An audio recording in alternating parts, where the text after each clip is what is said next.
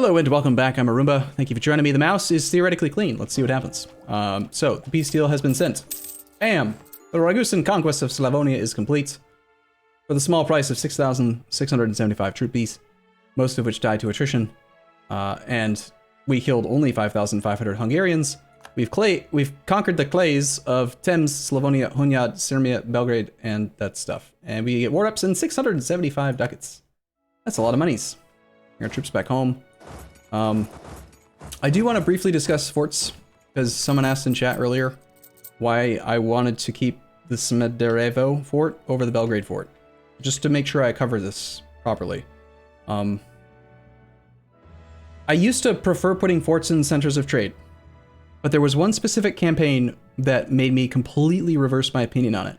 And that was when we were playing as Kazan, or Golden Horde or something. I think it was Golden Horde, and we conquered the Kazan gold mine. Gold mine in Bashgird. And at that time, someone had suggested, instead of building the fort in Bashgird, we should build it in, you know, Aigildil or something, or Bashkortostan, right? Obviously, we were a horde, so we wanted to be in flat terrain anyway, instead of the defensive terrain of the mountain. But what's completely obvious to me now in hindsight is that the AI completely disregards the income, trade good, development, everything of a province if it's in the zone of control of a fort. So let's say that you have this province and you have a fort here and you're fighting Muscovy. Even if this gold mine makes like 50 billion ducats a month, he'll go siege the fort of this thing before he even considers going for the fort, or for going this province. So you kind of don't want to build forts in the really good provinces against the AI. You want to build them in the adjacent provinces because then they don't devastate the good province. So that logic applies to this situation. Belgrade is a better province. It's got a better trade good. It's got a center of trade. And Smederevo is not. It's no center of trade. Worse trade good. I want them to go here. I don't want them to go here. So if I have to choose between these two forts, that's the logic that's happening, is delete this one so that they ignore that province and instead go here. So our fort plan is going to be like Thames, that mountain, Smederevo, Travunia, Bosnia. We're just going to kind of like go in this whole area at some point. So for now, this fort dies. Make sense? That's the logic on why we don't want the fort in the center of trade, even though it kind of theoretically should be there, right? By that logic, shouldn't you remove the fort in Belgrade? Yes! That's exactly why we did it. I was explaining why I wanted it. Yeah, so we did. Now, logically, we need 2 forts. You need 1 fort per 50 development, and we need maybe a tiny bit of extra fortage, but we're going to release Croatia now, so let's do that. We're going to take the province of Slavonia. I'm trying to think if there's any reason we want to wait. No. I think we can just do it right now.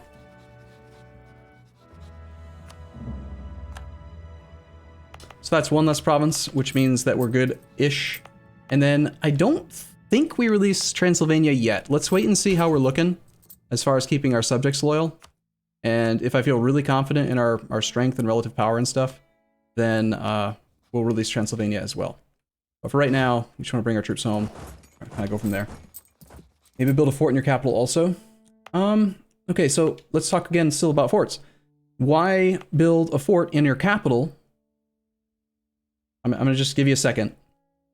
We just talked about why we don't want to build a fort in the really, really high development, good gold mine. And you want to build a fort in the adjacent province. So, do you want to build a fort in your capital that's got high development, like good stuff, or do you want to build it in the adjacent crappy mountain? Not to mention, there's definitely, against the AI, an advantage to non-coastal forts. Unless you have obvious naval superiority. So, no war exhaustion from being blockaded. They can't just suddenly get 10 war score because they passed a couple stupid boats through. And we're definitely at some point going to be fighting someone who's got a big navy. So I would definitely prefer to have a fort in Travunia over Ragusa, personally. The AI, the capital already has a fort, so the AI will focus it anyway. Well, it already has a fort, and they do know that it's a fort, but it does not project a zone of control. So let's say that we've built out and we conquered a whole bunch of clay. If I put a fort here, here, here, here, here, maybe Lecce or something, and we keep like expanding like toward Crane or whatever. If there's a fort here, the zone of control from most directions is going to prevent them from going to our capital, which is logically the same thing as them being unable to siege it because of an adjacent fort. I mean, obviously you do want a fort in your capital whenever possible, but in this circumstance where we can't afford them and we don't want very many anyway, I would not build one here. My next fort would be Travunia. And if I haven't explained it well enough, then I apologize, but that's where I would build the next one. It would complete our zone of control in this path, blocking anyone off from the northwest or southeast. And it also is non-coastal, defensive terrain, etc., etc. If we owned Hum, then yeah, I'd probably prefer Hum over Travunia, but we don't own Hum, so... Okay, so let's continue without talking about stuff and things. So we're gonna do... I really would like Stab at some point, but we're going to do our cores. Just need to decide if we actually want to release the other guy. Coring Belgrade no matter what. Unfortunately, it's part of a state, so got to pay the full price. Thames. Definitely coring Sirmia. If we did release our subjects, I still think I want the Thames fort myself, so we'll start coring that. Although we will need to convert it at some point. And after it's a core, we can create a trade post here.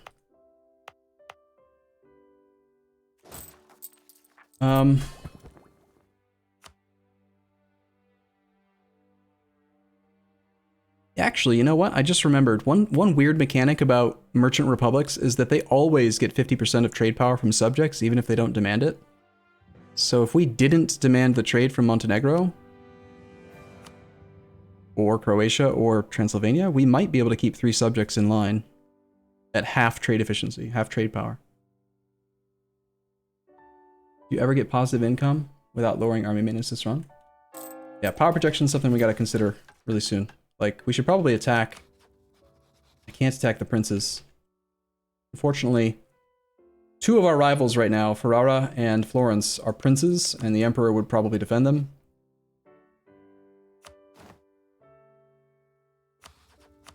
Which makes it very difficult to get our power projection up. We can't beat Venice. Alright, yeah, so this guy's already disloyal. We gotta turn off divert trade. Spend some time improving with these guys. And we're gonna need to build more troops. We have room for 2 more now. Just gonna go pure infantry because we're poor. We do have some cash, and Belgrade is a center of trade. And because it's already part of a state, I believe we can upgrade already. Part of our primary trade node. Yeah. I want that upgrade. Do that. What now? Siena's not a rival. It's Florence and Ferrara that are our rivals at the moment. Is there anyone else we could subsidize? No. Is there anyone we can cancel subsidies with that's no longer at war? Pope and Utrecht. Still at war. I believe Utrecht is still at war. Okay,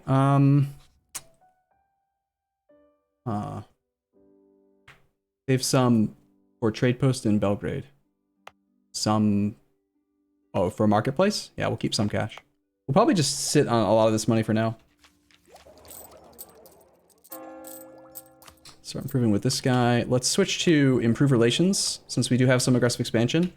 And we're not spying on anyone right now. And I'd like to just make sure our subjects like us a lot. As quickly as possible. Losing 2 ducats a month because of 2 forts. We're rooting out corruption. We're paying for a largish army relative to our country size. We went from 4 ducats a month in income to 7.6. Roughly. That's pretty good. We're so powerful.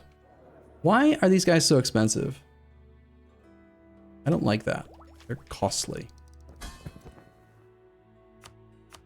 Alright,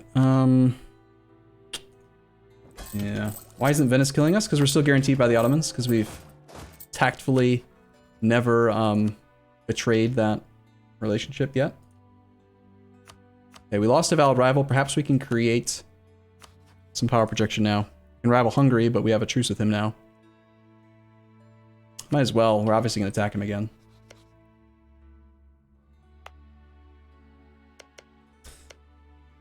I think we want to get a claim on Severin, so that if Wallachia gets independence, we can immediately attack them before they pick up any allies. When do I plan on attacking the Ottomans? When we can win. Until then, we don't. So as long as we don't demand trade power, I actually think we're okay to release Transylvania. I'm pretty sure. Maybe we take a backup save just in case.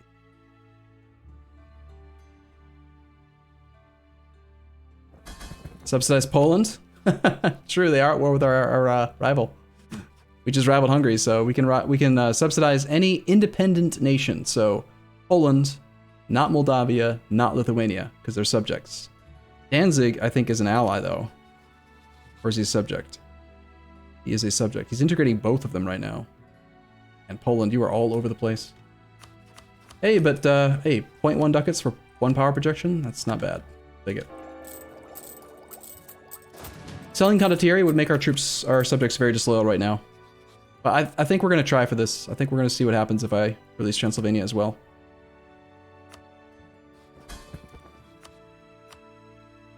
Barely keeps them loyal. Okay. I was right, though. We can do it. Just can't demand trade power from them. That puts us at 3 out of 4 relations. Our land force limit went up even more. We're losing some serious cash, though. And that's without these troops already being, like, these other troops even being active yet.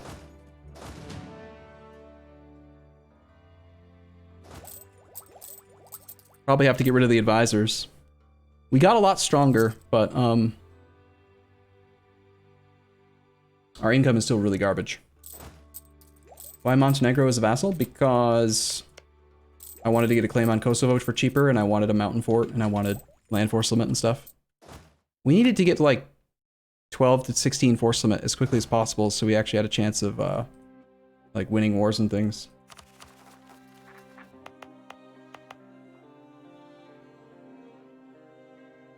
I think we started all of our cores. Probably time to actually full core these, even though we're doing our ID group, because they're at the floor. They're at 50 autonomy now. And I need that to come down. And we actually don't have any war exhaustion.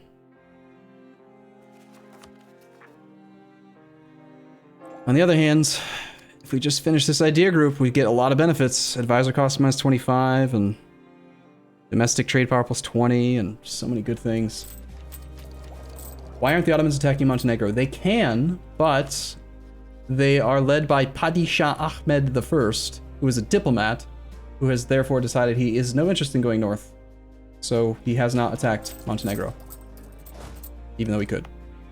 Okay, so I think, like I said though, we could technically turn around now and rent our army out to Mantua, who should still be at war with Poland. If we wanted to. The problem is now our subjects would become very disloyal. Then we could go fight Poland and, like, you know, make some money. Bum, bum, bum. But renting out the entire army would be kind of suicidal, right? Yeah. Unfortunately, we can't do that.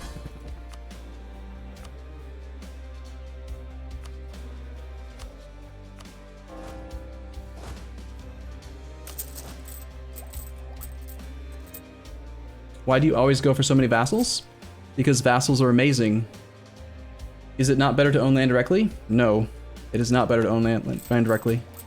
As based on the conversation earlier, I can provide 17 reasons.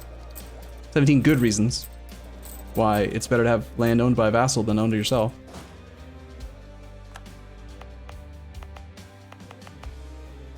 I think we can afford to take maybe some of this money and try to create some churches or something to make some more money.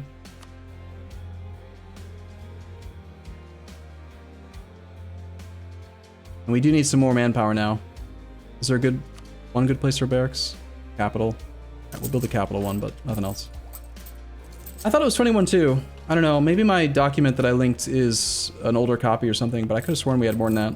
I'll have to check it again later.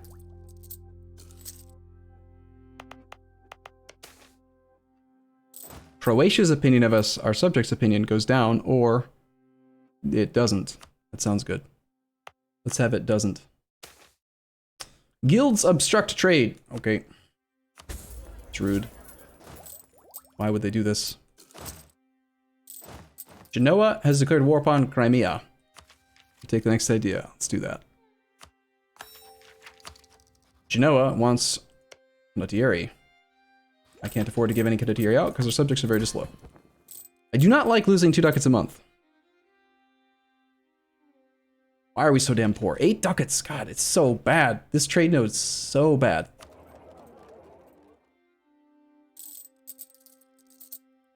Maybe we're better off protecting trade now than privateering. Let me think about that for a second.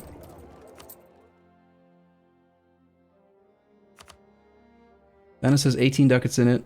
Our node is called Ragusa, and it has 8.7 ducats in it with more trade power than Venice. So obviously no, that's not a good idea. Man, our node is so bad. Hey guys, do you want to gain 5 patriarch authority or gain 1 stab? It's nice when you have no patriarch authority, so you don't have to worry about the downside. Free stab. Nice. Okay, power projection's at 50.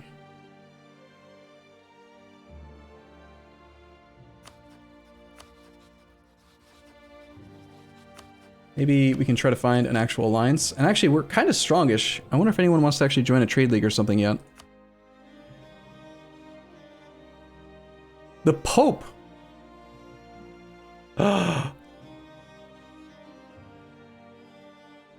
We are gonna do it. As soon as Ferrara takes over Romagna and the Pope is a 1-province minor, he's eligible to join a trade league. We're gonna create our trade league. The very first year or whatever, you know, like our trade league will exist because of the Pope. It'll be a thing. At some point in the near future. Hey, we got power projection above 50 solidly. Nice.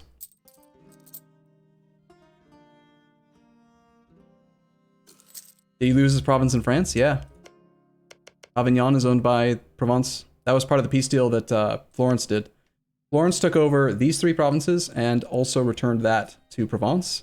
And now, for some reason, Ferrara is just sitting in the war. I guess maybe he's trying to finish this siege real quick.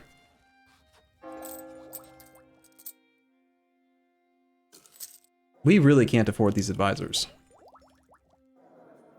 I think I need to fire this military guy. We're so poor right now. Yeah, so Venice, obviously, I don't know if I mentioned it, but Venice has piled on to Hungary.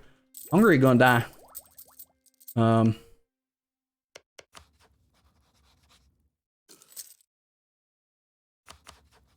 Really hope that Wallachia breaks free so that we can jump on that. Time to re-elect Eduardo. Let's hope for admin points from the random click. Perfect. Perfectly correct. Good job. Also, everyone, you know, celebrate. Rector Eduardo Serva is now a 666 at the young age of 43. Pretty good. Improve relations with subject with more liberty desire. I mean, I'm improving with both. It doesn't matter really too much. As long as they're below 50, then they can't, And actually, we have a truce with them, so they can't join stuff and things right now anyway. But drill your army. My army is currently doing a thing. It is suppressing rebels. It doesn't look like it's doing a thing, but they are on suppression mode, which extends 5 times as much suppression as normal.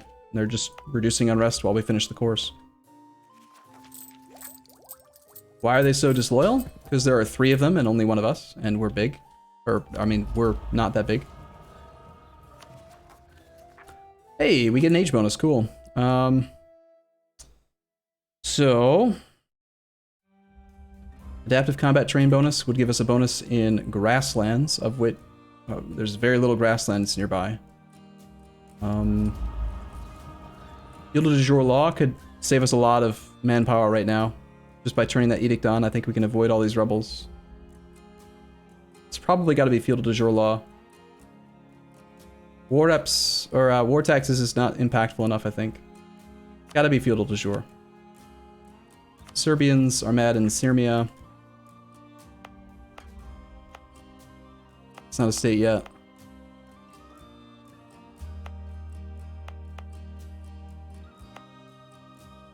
It will cost more money, but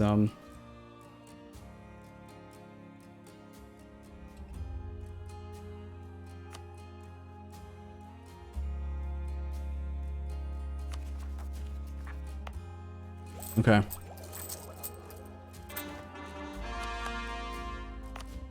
Next state. Turn on the edict. That was not a center of trade. This has its core done. We saved some cash so that we could build our marketplace in Belgrade. Get that started. So now that the core is done, I think we do raise autonomy here. I wanted to wait for the core to be complete, so we didn't go from 75 to 100. Now we're just going from 50 to 75. Actually, we're not showing any unrest there. Why? I'm thinking of Thames. Never mind. Whoopsies. Glad I didn't raise it. It's just Thames. I think we can afford to wait until that core is done, and then we can raise autonomy there. Okay, cool.